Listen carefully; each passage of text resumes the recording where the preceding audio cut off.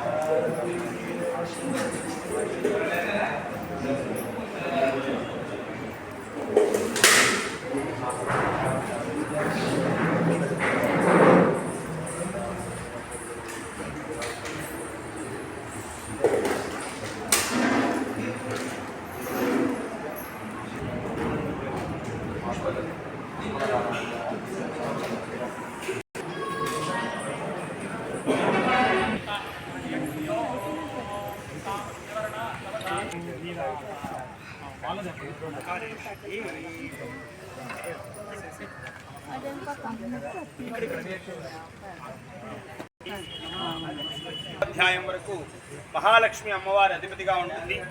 మహాకాళి ఉత్తమ చరిత్ర అంటారు. 6వ అధ్యాయం నుంచి 11వ అధ్యాయం వరకు కూడా మహాసరస్వతి అమ్మవారి అధిపతిగా ఉంటుంది. అక్కడి నుంచి ముగ్గురు కలిసినటువంటి చండీ పరదేవతగా నారాయణీ నమోస్తుతే అనేటువంటి నామము చేత అమ్మవారు ఈ మిగతా 2 అధ్యాయాల్లో కూడుకొని ఉంటుంది.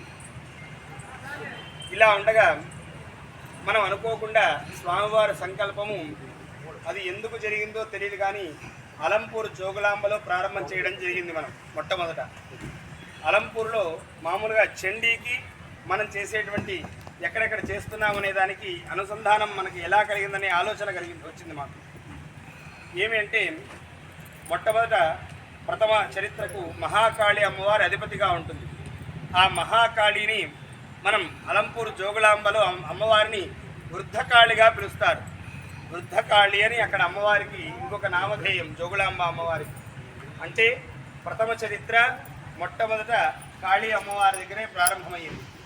తర్వాత మధ్యమ చరిత్ర 2వ అధ్యాయం నుంచి 5వ అధ్యాయం వరకు మహాలక్ష్మి అమ్మవారి అధిపతిగా ఉంటుంది.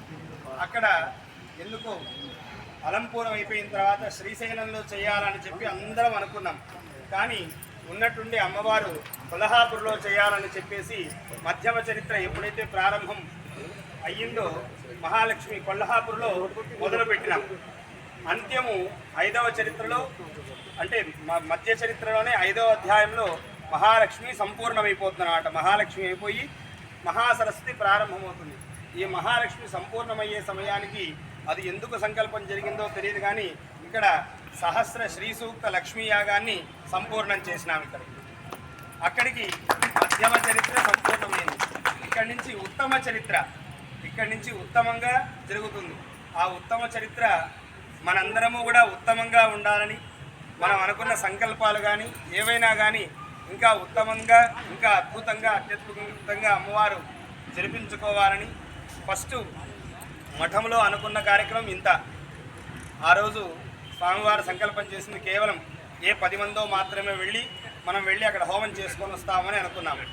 10 మంది మొట్టమొదటి యాగానికి 300 మంది అయ్యి మొట్టమొదటి యాగానికి అలంపూర్లో భయపడినాం మేము. ఇంతమంది వచ్చేసినారే మనం చేయగలమా లేదా దీన్ని అని. సరే అక్కడ తర్వాత మళ్ళీ దీనికి చాలా ఆర్థికం అయినటువంటి బలం కావాలి. ఎక్కడెక్కడో వెళ్ళి కార్యక్రమం చేయాలంటే అమ్మవారు అంతకంతకు స్వామివారికి తోడ్పాటు చేస్తూ అందరి చేత అమ్మవారు మనస్సులో దూరి ఎవరెవరు సహాయం వాళ్ళకి శక్తికి తగ్గట్టుగా ఇస్తూ ఇంకా దినదినాభివృద్ధిగా ఒక చోట నుంచి ఇంకో చోట ఒక్కొక్క అనుభూతితో ఒక చోట నుంచి ఇంకా అభివృద్ధితో కూడా ఈ కార్యక్రమం జరుపుతూ ఈ 5వ శక్తిపీఠంలో అంటే 5వ చోట సంపూర్ణంగా గావించేంతగా అమ్మవారి ఇంతవరకు మనల్ని తీసుకొని వచ్చింది.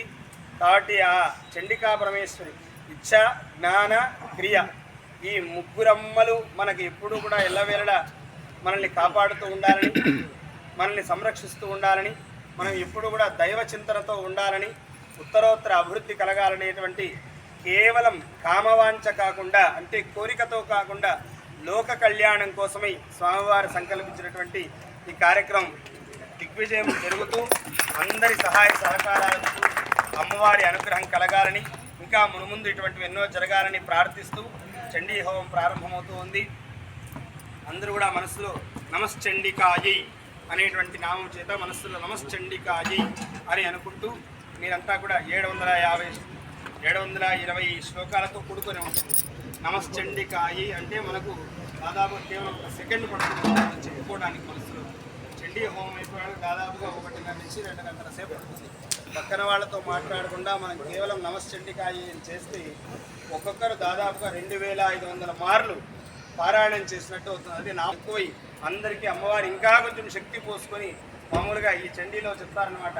దేవతలంతా కూడా తమ శక్తినంతా అమ్మవారికి ఇచ్చి ఆ రాక్షస సంహారాన్ని చేసేదానికి దేవతలందరూ కూడా అమ్మవారికి సహకరించి అందరూ కూడా ఆయుధాలు ఇచ్చినారని చెప్పి, త్రిశూలం పరమేశ్వరుడు ఇచ్చినాడని, చక్రం మహావిష్ణువు ఇచ్చినాడని, ఇలా వజ్రాయుధాన్ని ఇంద్రుడు ఇచ్చినాడని చెప్పి ఈ అధ్యాయాల్లో వస్తాయి. అట్లా మనమంతా కూడా భక్తితో అమ్మవారికి కేవలం నామము అనేటువంటి ఆయుధాన్ని ఇస్తే అమ్మవారు కోరిక అనేటువంటి మనది ఏదైతే కోరిక ఉంటుందో ఆ కోరికను నెరవేర్చేటువంటి ఫలితాన్ని మనకు అమ్మవారు ఇస్తుంది.